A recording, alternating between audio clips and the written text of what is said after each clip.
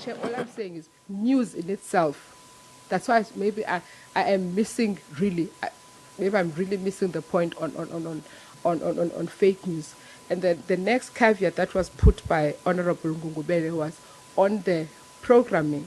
When we talk about programming, as encouched in the Broadcasting Act, the programming talks about drama, it talks about language, broadcasting, programming content, wherein if a broadcaster says, I am going to have a drama program that will have English, isiZulu, Shivenda, Shangaan, and in this instance, Icasa goes and looks as to whether that language is appropriate. Is it reflecting the audiences that it is intended for? But we do not dictate, Chair, as to how and what the programming should look like. But we say this is what you, because you say this is the drama, these are the languages that you are supposed to have. If they have those things, we look at that.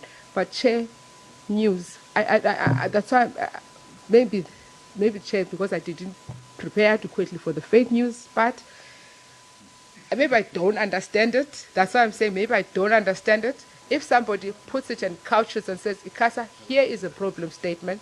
There are fake news that are being presented by ETV, SABC, the people that we regulate, and this is the problem statement. Icasa is going to go back and look at the problem statement and will conduct an inquiry.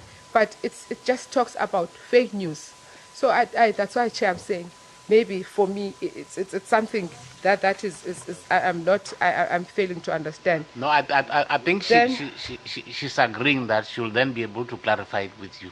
Okay. She'll write straight to you so that exactly you know exactly what is it that she meant by fake news. Thanks, Chair. Then, Chair. Okay. I think my proposal, Chair, is that it's based again on the latest response.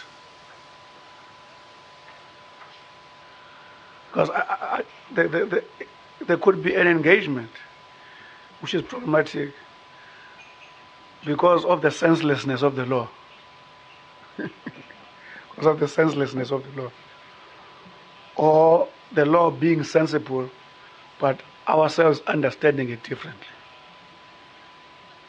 But usually such matters are not easily resolved on pure arguments. But when we deal with concrete objects in front of ourselves, I think it is critical that in the next session, Icasa presents to us their regulatory plan.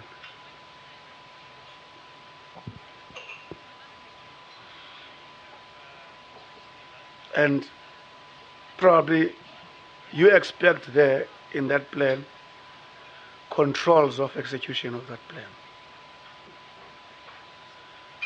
Maybe in engaging with them around that, we may find one another. Because I'm saying, if, for instance, the Broadcasting Act says, it says positively that programming content which reflects South African attitudes.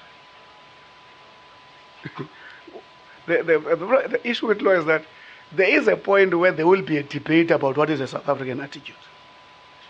Once you put it in law, natural, at some point, there might be a dispute about that. What shall Icasa say that is? Right? At some point, South African opinions, ideas, advances national public interest, promotes rights of all South Africans. Those things that are articulated there, at some point, law presupposes there could be, they are put it in that fashion deliberately so that if there's a dispute around them, those who are adjudicating should clarify that dispute. Now, if that is the case, there must be a way in which Icasa says, generally, our understanding of South African attitude, not specific news, in principle it means this. Our understanding of public interest, generally, it would mean that. Because those things will have to be adjudicated at some point in time.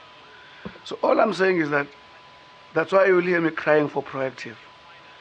And I'm saying they must also understand that the fact that they present a specific SABC, a presentation specific on SABC conduct, does not confine the committee to only ask questions about that. We use that to ask other questions. That's why up front I said, maybe to dwell on this might not assist. The more I listen to these other questions now are raised. So I'm making a proposal that we have this presentation from them, and I hope as a committee at some stage would have interacted with a number of presentations that society is actually aggrieved about, so that we can find one another, because ours is to work with the Icasa so that the Icasa can execute their mandate and execute it effectively. Because lastly, there's a question you raised yourself, Chair. Toothlessness can be scientifically proved. It can also be societally perceived. If, for instance, a particular complaint takes a year or 5 years before it is resolved, in the eyes of the public, Icasa looks toothless. Simple as that. So you may be legally truthful if there's such a language. May be legally truthful if there's such a language. But in the eyes of society, you look toothless. Because if the SABC matter goes for hawks until 2019, the public will say, you guys are toothless. Do we want any Icasa that appears to be toothless in the eyes of society? So those are some of the things some are soft issues which I think we need to engage on. Icasa will teach us a lot that we don't understand. I accept that there might be things we don't understand, which in the process of engagement, they will help us understand. But I speak from my little understanding at this point in time.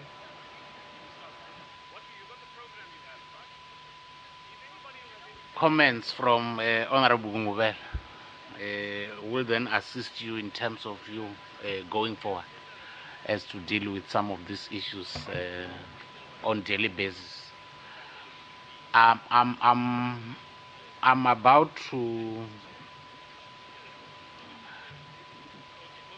summarize in terms of the way forward, and I want to assume that all the members have asked questions for clarity. Icasa has given responses in terms of the issues that they have raised.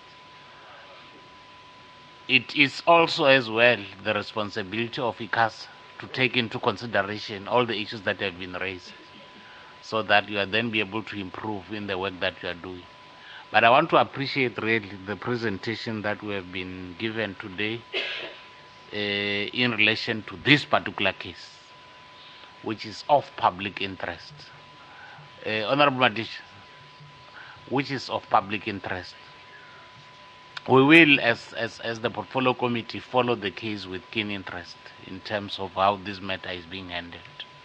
And as and when the matter is now moving towards finality, we'll as well appreciate this final briefing in whatever developments will be going with regard to this particular issue. Honorable Madish, you seem to be protesting silently so. Yeah. I respect you a lot. I've said, will be 8 years. I agree with what my Honorable Gungubel is saying. They need to indicate, okay, who sits and assesses. Yes, all this. No, we missed that one. That's the, yeah. No, and I agree. secondly, Yes.